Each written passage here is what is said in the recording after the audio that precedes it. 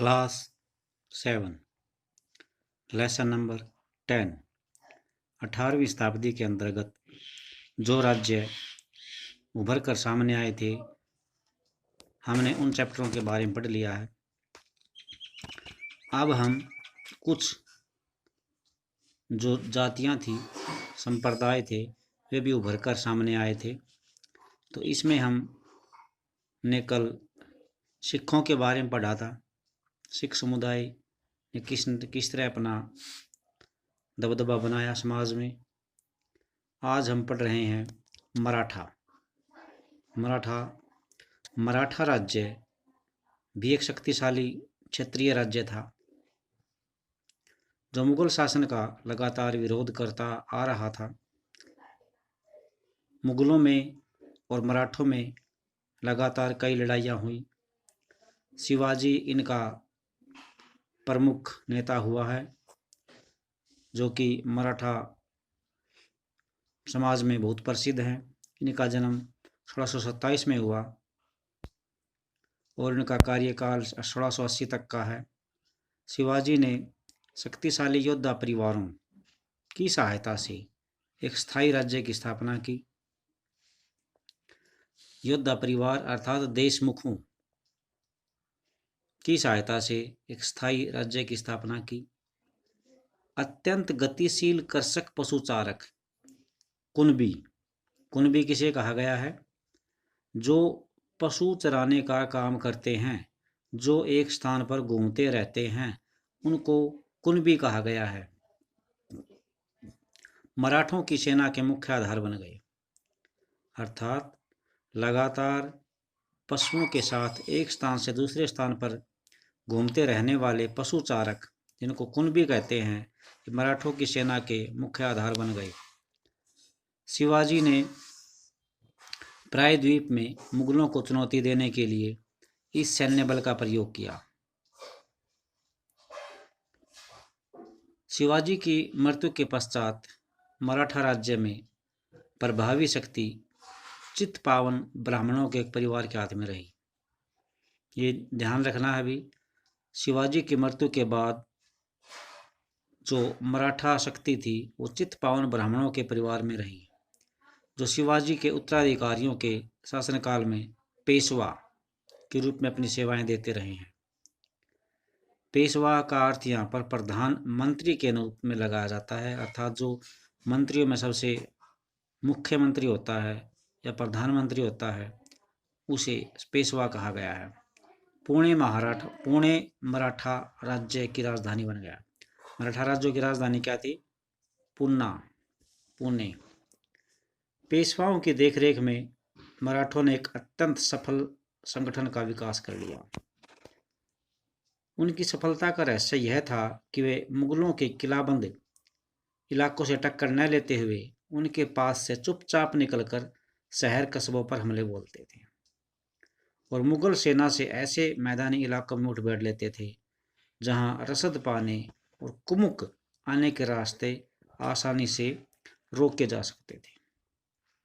अर्थात इनकी सफलता का मुख्य राज ये था कि ये मुगलों से आमने सामने कभी इन्होंने टक्कर ली ही नहीं। जहाँ पर मुगलों का जमावड़ा था, वहाँ पर इन्होंने मुगलों से टक्कर नहीं ली, बल्कि उनके पास से चुपचाप गुजर जाया करते थे और फिर शहर और कस्बों पर जहाँ भी उन्हें मुगल मिलते तो उन पर हमला बोलते थे और मुगल सेना से ऐसे मैदानी इलाकों में टक्कर लेते थे जहाँ पर मुगलों को जो हथियार है, खाने पीने का सामान है और दूसरी जो आवश्यकता की चीज़ें हैं, उनको वे आसानी से न उन तक मुगलों तक पहुंच पाए, उनको रास्ते में ही रोक देते थे। तो इस प्रकार ये मुगलों से टक्कर लेते थे मराठी। 1720 से लेकर 1761 के बीच मराठा साम्राज्य इसका काफ़ी विस्तार हुआ। धीरे धीरे और काफ़ी सफल मुगल साम्राज्य की सत्ता पहुंचाई गई, अर्थात मुगल साम्राज्य की सत्ता को नुकसान पहुंचाया गया, क्षति पहुंचाई गई। ये यहाँ पे है भी क्षति नुकसान पहुंचाया गया मुगल साम्राज्य को। 1720 के दशक तक मालवा और गुजरात मुगलों से छीन लिए गए। किसने छीने? मराठों ने। 1730 के दशक तक मराठा नरेश को समस्त दक्कन प्रायद्वीप के अधिपति के रूप में मान्यता मिल गई थी। साथ ही साथ इस क्षेत्र पर चौथ और सरदेशमुखी कर वसूलने का अधिकार भी मिल गया था। चौथ से क्या अभिप्राय है यहाँ पे आप देख सकते हैं। जमींदारों द्वारा वसूल करने वाला भू राजस्व है, इसका 25% भाग दक्कन में मराठा वसूलते थे। इसे सरदेशमुखी है, दक्कन में मुख्य राजस्व संगठन करता थे। ये दक्कन में मुख्य राजस्व संग्रह करता, अर्थात जो टैक्स लेगा उसको रखेगा कौन? तो मुख्य राजस्व संग्रह करता थे ये।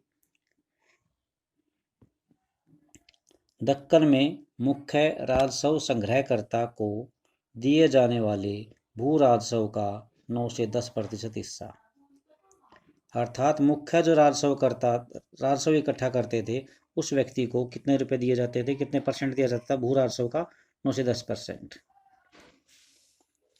1737 में दिल्ली पर धावा बोलने के बाद मराठा प्रभुत्व की सीमाएं तेजी से बदलने लगी।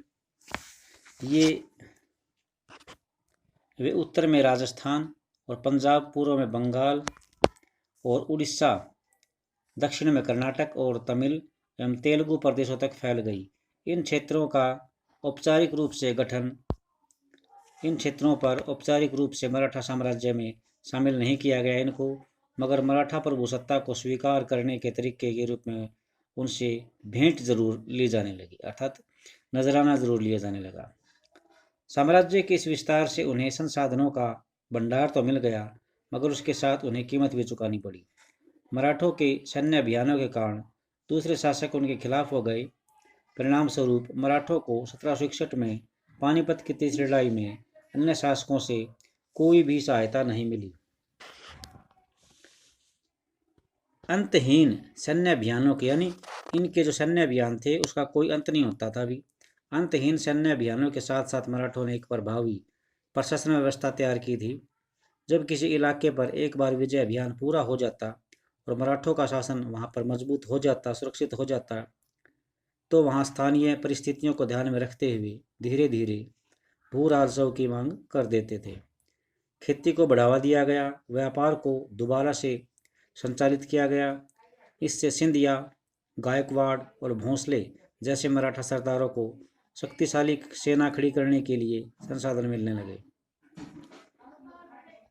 1720 के दशक में मालवा में मराठा अभियानों ने इस क्षेत्र में स्थित शहरों के विकास व समृद्धि को कोई हानि नहीं पहुंचाई।